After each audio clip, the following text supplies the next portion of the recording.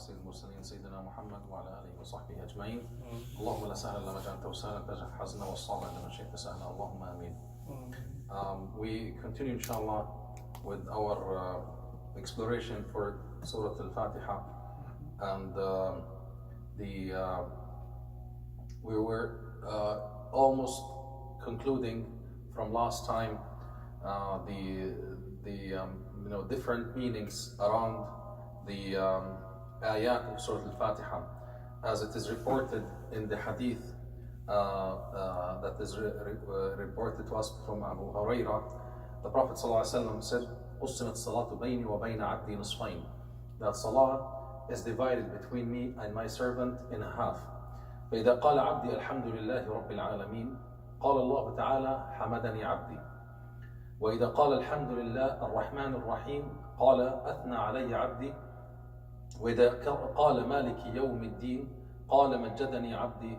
وقال مرة فوض لي عبدي. فإذا قال إياك نعبد وإياك نستعين قال هذه بيني وبين عبدي ولعبدي ما سأل. The translation for this is that Allah Azza wa Jal, in the hadith report, the Prophet ﷺ indicated that the salah is divided between the servant and Allah Azza wa Jal. And this is highlighting the importance of Surah Al-Fatiha, on which in your salah Allah is communicating with you. When you say Alhamdulillah, Allah Azza wa Jal will be saying, my servant has praised me. And when you say Ar-Rahman Ar-Rahim, Allah Azza wa Jal athna alayya abdi, further praised me and glorified me. And وَإِذَا قَالَ مَالِكِ يَوْمِ الدِّينِ, when you say Maliki Yawm al-Din, the master of the day of judgment, then Allah Azza wa Jal will say أَفَوَّضَ إِلَيَّ عَبْدِي, or مَجَّدَنِي عَبْدِي, my servant glorified me or have surrendered and submitted his will to me. And when you say وَإِيَّاكَ نَعْبُدُ وَإِيَّاكَ نَسْتَعِينُ, you we worship and you we seek help, then Allah Azza wa Jal will be saying هَذِي بَيْنِي وَبَيْنَ عَبْدِي وَلَعَبْدِي مَا سَأَلَ. This is between me and my servant, and to my servant what he have asked for.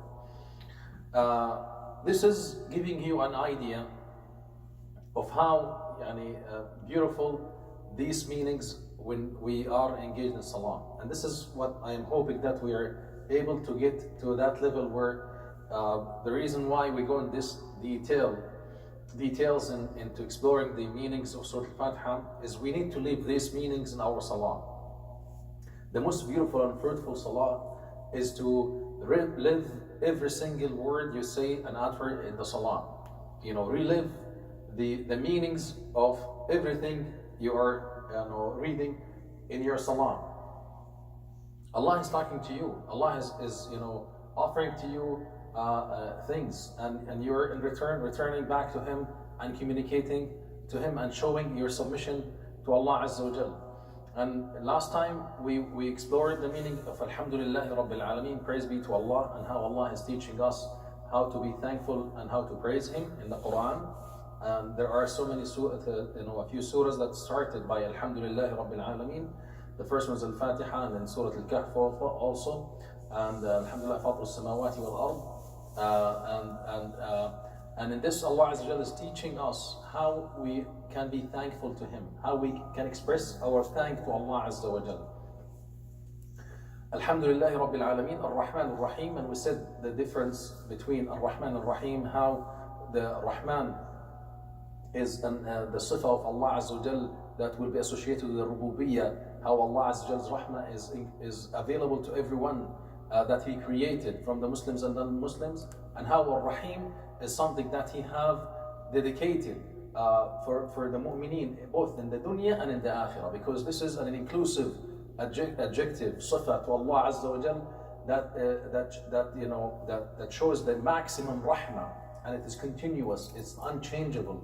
And that's why it's available for the mu'mineen in this dunya, but it's also going to be inclusive for them in the akhirah, and it's not going to be available to the kuffar, those who disbelieved and denied what Allah Azza wa Jal have sent down to them. Alhamdulillah Rabbil Alameen, Ar-Rahman Ar-Rahim, Maliki Yawm al-Din, the master of the day of judgment. As we stand in salah, we are to remember and relive the meanings of the hereafter, the akhirah, how this is something imminent, it's unavoidable. None of us denies it, but still, because of the life and the attractions of the dunya, we don't seem to be so able to digest and comprehend what it means that Allah is the master of the day of judgment. This is a very horrible and difficult day. Allah described it to us in the Quran in the introduction of Surah Al-Hajj. يوم تذهل كل مرضعة عما أرضعت وتضع كل ذات حمل حملها وترى الناس سكارى وما هم بسكارى ولكن عذاب الله شديد. This is a very difficult day. This is a day that all of us should be mindful about and focus in our life for it, so that when it comes, we will be from those whom لا خوف عليهم ولا هم يحزنون, who will not be in fear, nor they will be in worry when the time comes for them to leave the dunya. مالك يوم الدين إياك نعبد وإياك نستعين. Now, إياك نعبد وإياك نستعين. Now, in the Arabic language, the sequence of the words make a difference.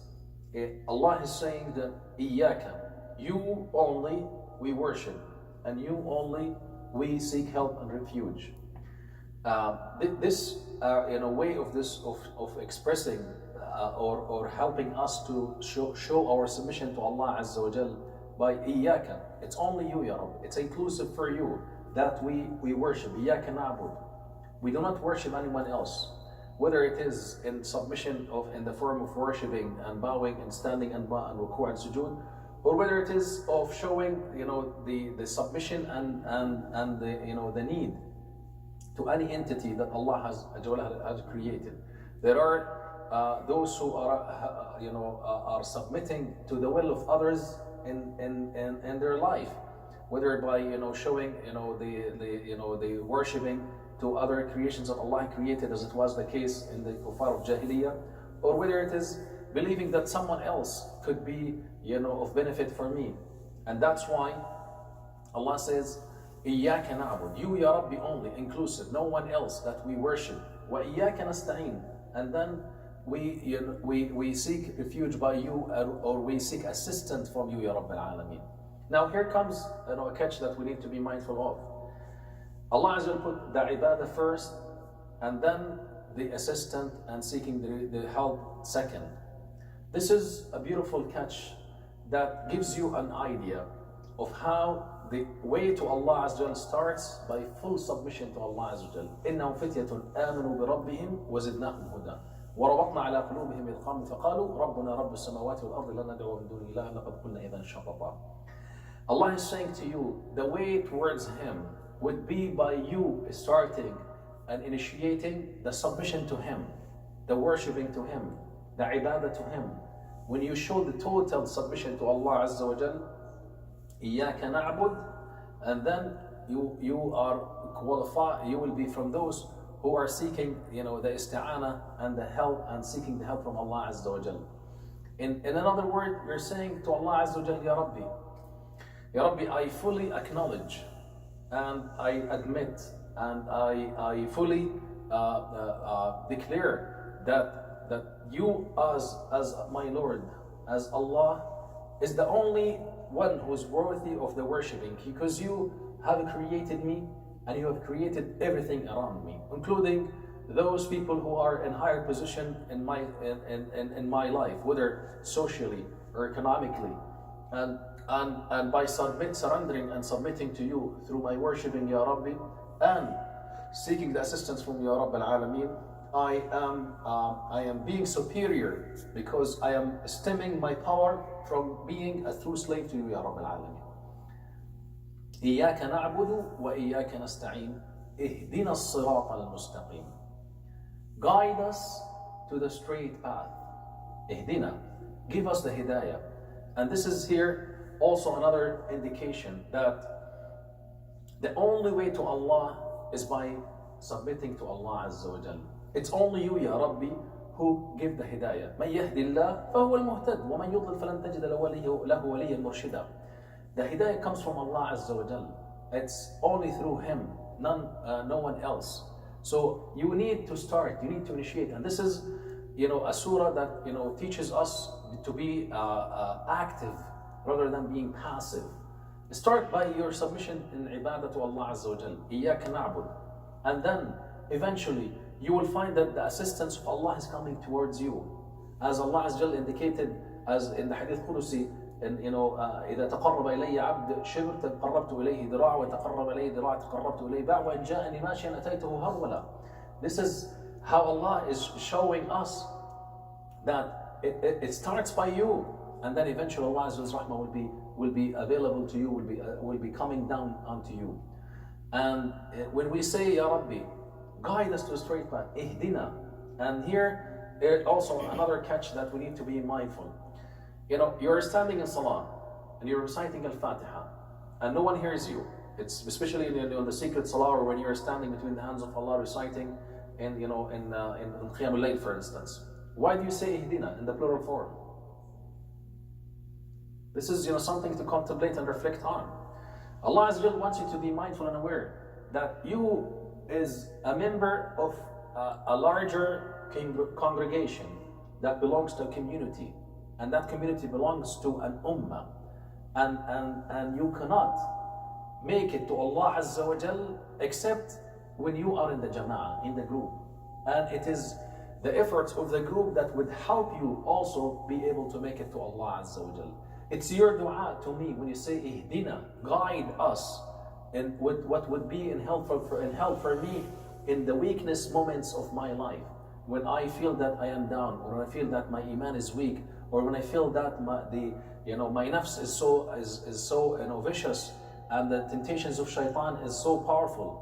What would help me in these moments is the dua and the help and the assistance and the empowerment I will be gaining from people around me who are with me on the path as a group together towards Allah Azza wa Jal. Ihdina as-sirat al-mustaqim. Guide us to the straight path. So there are no ways towards Allah Azza wa Jal except with the jama'ah, with the group. And this is emphasizing the important fact that you're unable to worship Allah Azza wa Jal and establish the deen by yourself. Those who claim to be by themselves in the corner of the masjids and being passive and say, oh, I am going to be worshiping Allah Azza wa Jal only, I would not be interacting with anyone, and I don't need anyone to interact with me. Those are not understanding the deen the proper way. The mu'min who interacts with others and is patient on their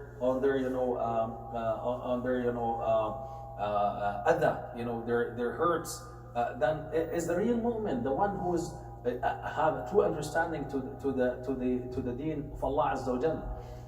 Most of our worshipping to Allah Azza wa Jal is done in the form of jama'ah. When we establish the 5 daily salawat, we're inquired and encouraged not to do them at home by ourselves, but we're inquired and encouraged to do them in jama'ah, in the congregation. And that's why we line up always, and to Allah Azza wa Jal 5 times a day, early in the morning, all the way to until the night, to show that we are one group, one jama'ah. And as the Prophet ﷺ indicated, there are going to be so many jama'ahs at the end of the time. Only one jama'ah that is able to make it safely to Allah Azza wa Jal. And this is the jama'ah, the majority of the Muslim ummah. And that's why, alhamdulillah, from rahmah of Allah Azza wa Jal, the majority or the group, the jama'ah, the general mass of the Muslim ummah will not be in dalal, will not go astray, but rather will be on the right path, and will be the jama'ah that we need to stick with and be with to be able to make it safely to Allah Azza wa Jal. Ihdina as-sirata al-mustaqim, the straight path, Ya Rabb al-Alameen. That also indicates that there are so many other sirats, there are many other paths that we need to be careful from and avoid in our life. There is only one path, that's the path of Allah Azza wa Jal. And that's why we pray to Allah Azza wa Jal minimum 17 times a day to guide us to it. Ihdina as-sirata al-mustaqim. طيب, what is that sirat mustaqim? Which path that we're asking Allah Azza wa Jal to guide us for? Sirat alladhina an'amta alayhim. The path of whom you, Allah, have bestowed on. Now, there's also another catch that we need to pay attention to. An'amta is an'ama and the ta. Ta refers to Allah Azza wa Jal, right? An'amta, you Allah. An'ama means give blessing or blessed. So here Allah Azza wa Jal is saying, to us to pray to Him, to guide us to the path that He have bestowed to whom He have chosen. صراط الذين أنعمت عليهم أنت يا رب. You have blessed and given you the blessing for. صراط الذين أنعمت عليهم, unlike غير المغضوب عليهم ولا الضالين. Here also another important thing that we need to pay attention to. Not Allah did not say غير الذين غضبت عليهم وجعلتهم ضالين. Here to be able to understand the context of this Allah Azza first said to us to ask Him to guide us to the path, to His own path, to His path, the path of Hidayah. Now when it comes to ghadab and dalal, He did not use the ta of reference to Him, but He made it mabni al-majhul, made it known to the unknown, to indicate to us that ghadab and dalala not from Allah. Hidayah and ni'mah and rida is from Allah Azza wa Jalla. You got the idea? Allah is saying to you, yes, I have given you the choice, but I am also offering to you my own hidayah, an'amta, ni'mah. I am offering to you the ni'mah, and that's why I said again, you initiate, and this is the surah that teaches you to be active. If you are passive, you are not a true Muslim, an active Muslim in the deen of Allah Azza wa Jal. Muslim does not stay still. The Muslim is very dynamic. Wherever, kal khayr, aynama halla nafa. Wherever you go, you will be a benefit. That's why, subhanallah, look into the Muslims who have made it in different parts of the world. Those who have lived in the West and in other non-Muslims predominant societies. When they go, they make change. How many areas in the GTA changed from being areas that are known to be high in crime, high in drug trafficking, to becoming after that to areas where are reduced rate crime, where people are living in peace and harmony. I know at least 2 or 3 areas that people used to be afraid walking in the daytime, not in the nighttime, because of the presence of Muslims and the masjids in the neighborhoods, and because of the influence of the deen of Allah Azza wa Jal, and the act of da'wah to Allah Azza wa Jal from the members of these masjids. These neighborhoods changed 180 degrees, completely changed. They become hubs of nur. They become source of rahmah and barakat. They have guided so many people to the deen of Allah Azza wa Jal. Many of those who were in the wrong path and being in dalal came to the deen of Allah Azza wa Jal, and they became source of rahmah to others around them. And we heard it and we've seen it, and we've these are true examples that we can testify for as Muslims living in the North American societies. So this is what Allah is trying to say to us. Don't be passive. You are active. What flourishes your nur, what motivates your energy, what drives your power is the Quran and the connection between you and Allah Azza wa Jal. اهدنا الصراط الذين أنعمت عليهم أنت يا رب غير المغضوب عليهم مبني المجهول unknown. Those who have chosen to be in dalal, or to be غضب, or to be in dalal. طيب. Now, something that we need also to be mindful about is al-maghdub alayhim wal dhalim. What's the meaning of these 2 words? Al-maghdub alayhim, those who have earned your anger, nor those who have gone astray. Is that what's the English translation for these 2 words? طيب. This is a very general statement. What does ghadab means? How is maghdub translated? Why the certain people from the people of the book have earned that title from the Jewish community or from the Christian community, and how we as Muslims can avoid to fall into these two categories and be from those who are in Surat al-Mustaqim that Allah Azza wa Jalla have given a ni'mah unto.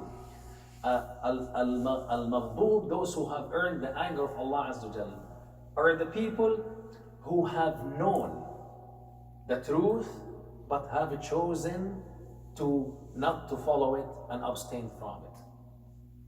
And then al-Dallin are those who do not know and are living or are acting upon the lack of knowledge. This is the general definition of al-Maghdub and al-Dallin. Now, let's apply that in the context of our life.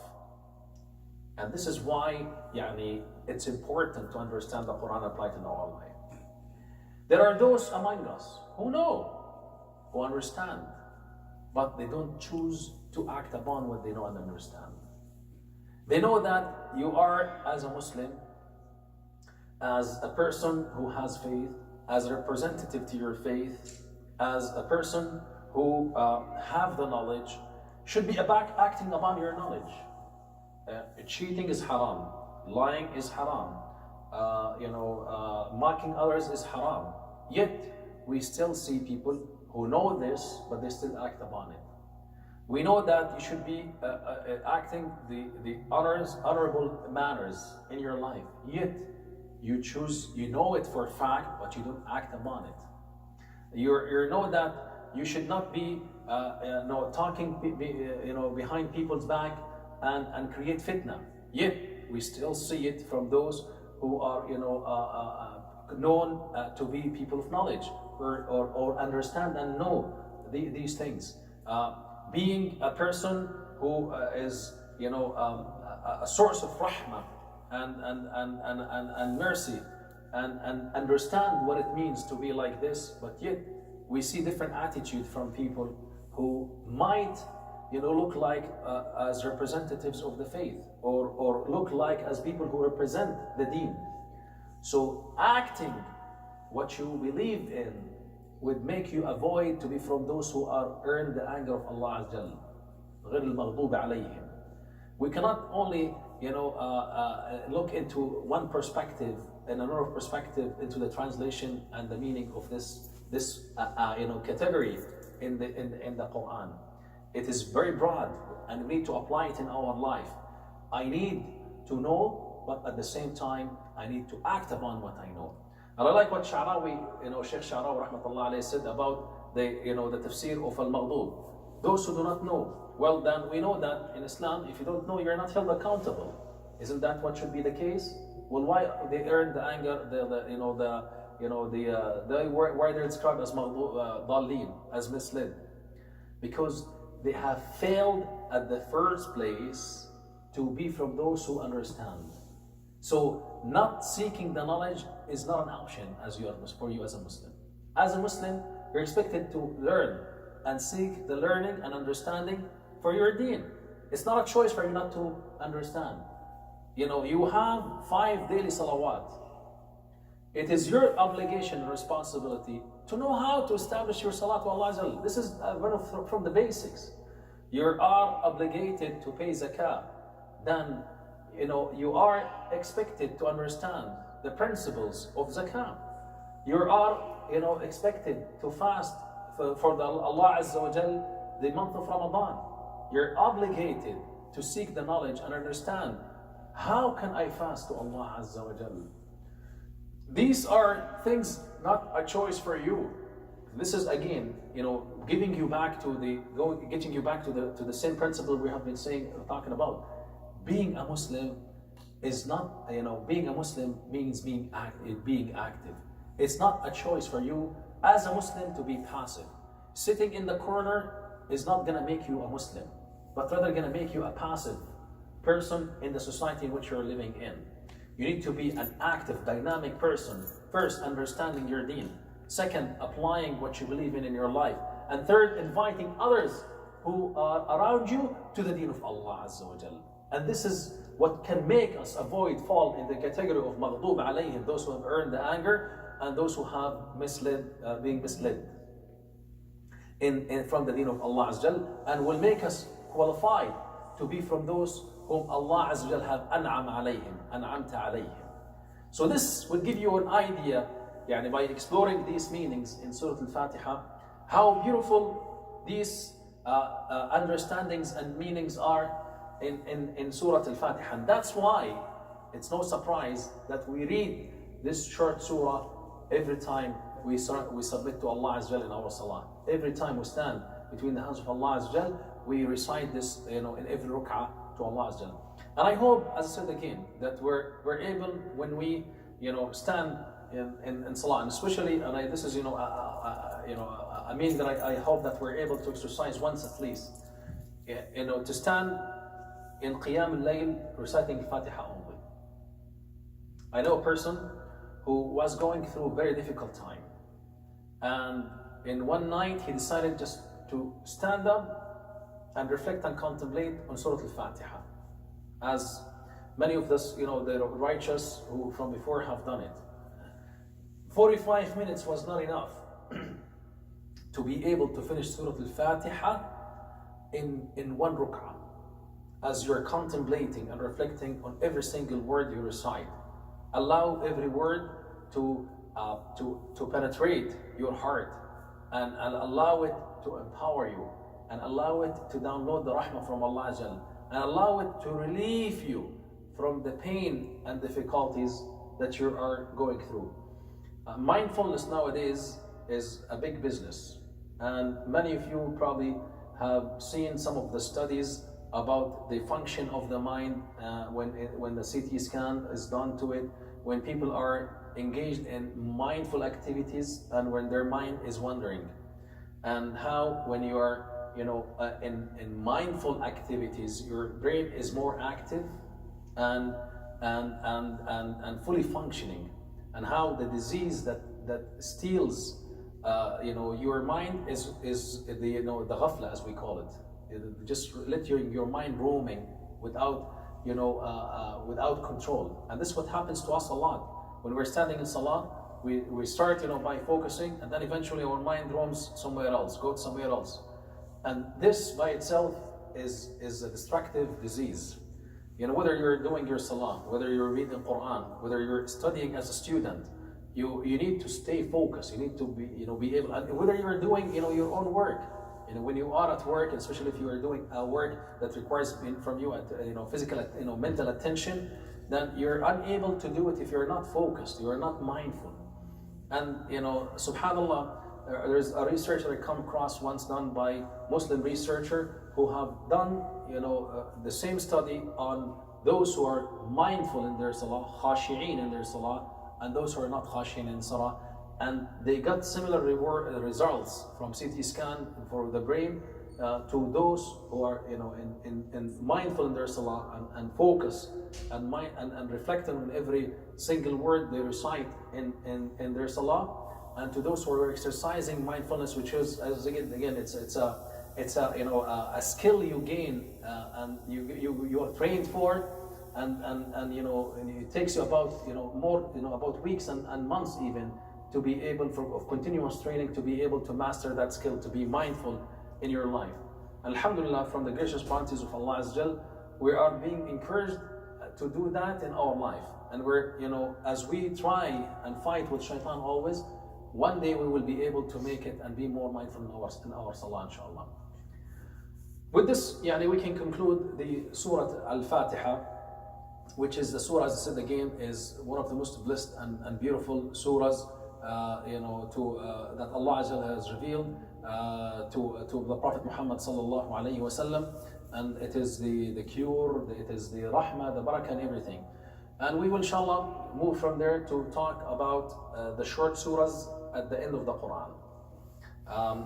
We will be taking the last three quls, Qul huwallahu ahad, Surah Al-Ikhlas, Qul a'udhu bi rabbil falaq, Qul a'udhu bi rabbin nas, because those are attached three surahs together, and we will inshallah go over them. And one of the brothers was asking me why we're taking so long with Surah Al-Fatiha, because it's very important. Surah Al-Fatiha is your salah. من لم يقرأ بفاتحة الكتاب فلا صلاة له. Who do not recite Surah Al-Fatiha in the salah, your salah is not accepted. And that's why if you happen to be in your salah, it's a rukun from arkan salah. If you happen not to recite Fatiha in one ruk'ah, that ruk'ah is not acceptable. So if you happen to be, for instance, in the second ruk'ah, and you remember that the first ruk'ah you did not read salah, the first ruk'ah will be nullified, will be void, and you need to start from the second ruk'ah and you move on in your salah to finish it. And that's how important it is. And I thought we could spend some more details. What I have shared with you is little to what has been written from the ancient scholars about the value and the virtues and the tafsir of this surah. So قل هو الله أحد, Surah Al-Ikhlas. What's first of all, what's Ikhlas? What's the title is Ikhlas. What's Ikhlas? Sincerity, isn't it? So this is the surah of sincerity, Ikhlas, and it is one of the most beautiful and valuable surahs of the Quran. How valuable is this surah in the scales of the rewarding? What's it equal for? Aisha Siyam? Pretty sure it's like you read the entire Quran once. 1/3.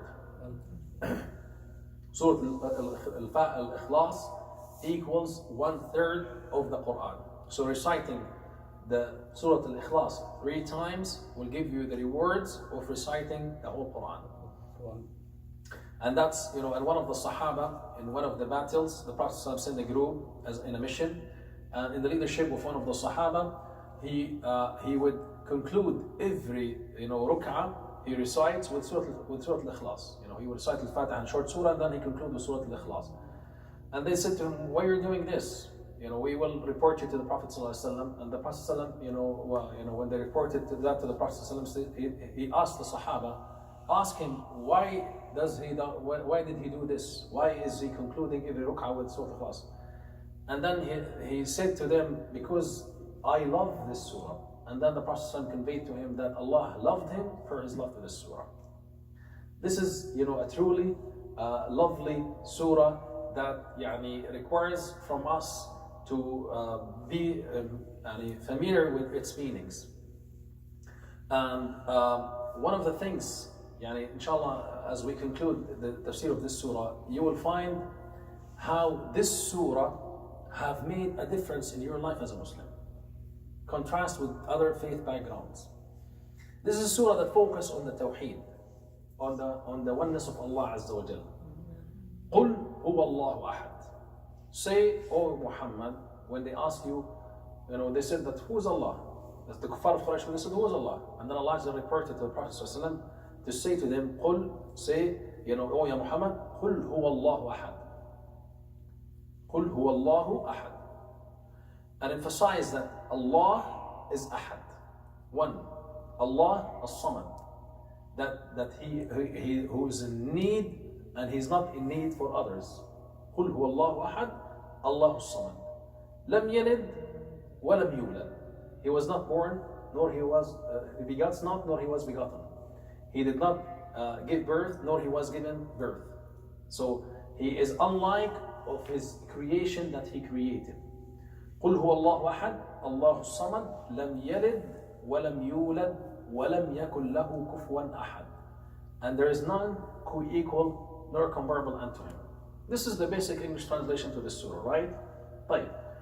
Now let's get into some more deeper understandings to understand how this surah can impact our life. Say, O Muhammad, to those who denies the existence of Allah Azza, who denies, the Quran. قُلْ هُوَ اللَّهُ أَحَدٌ. Allah is the Ahad, the one. As a human being, we build our understandings to things in life from our context, from the environment, and that's why Allah Azza wa Jal, from His Rahmah, sent to us this Quran as a source of guidance to help us build, the right perspectives to things in our life. If you go to if a Bedouin in the desert, never seen an airplane, happen to see an airplane for the first time, you would think that airplane is a big bird, because he does not know what's an airplane. Explain to them that this is an airplane. This is a craft that people ride in, and they would not be able to get it because they haven't understood that and digested it and experienced it in their life. So the same is to be said for the kuffar of Mecca who denied these facts that Allah Azza wa Jal is one. Allah, قُلْ هُوَ اللَّهُ أَحَدٌ, one, only, and have unlike His own creation. You cannot compare Allah Azza wa Jal and build an understanding to Allah Azza wa Jal by looking at the creation that He created to you, but rather you have to build an understanding to the entity of Allah Azza wa Jal from what He conveyed to you about Him in the Quran. So Allah is one. Allah Samad.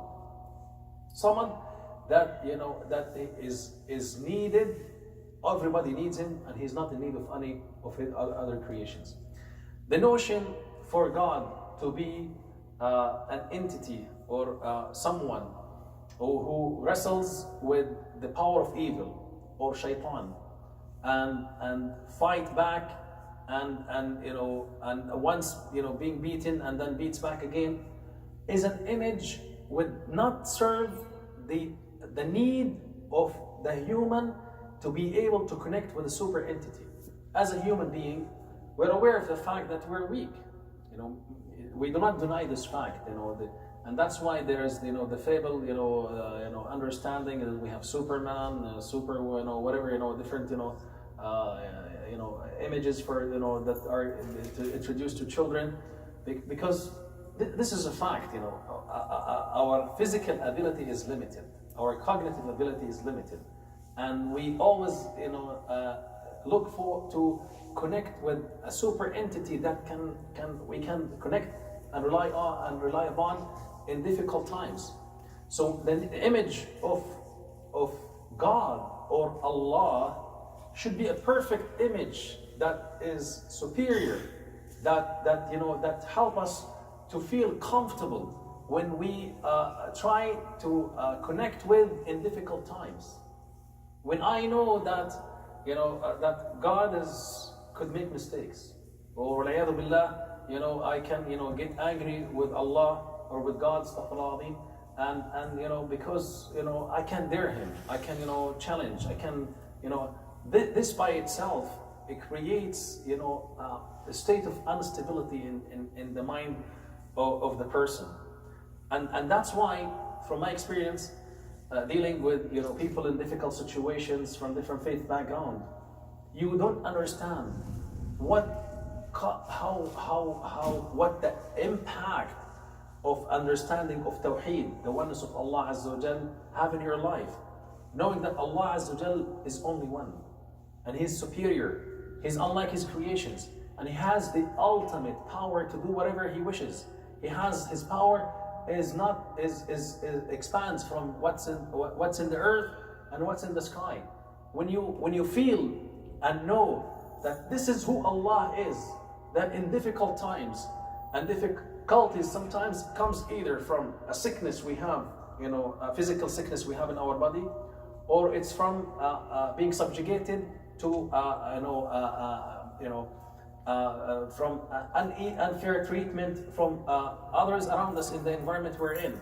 You're being jailed unjustly, or you're being treated unjustly by someone, or you're under unjust or regime. Then you feel that something here is over my limit, over my power. I'm unable to deal with it. No, when you feel that frustration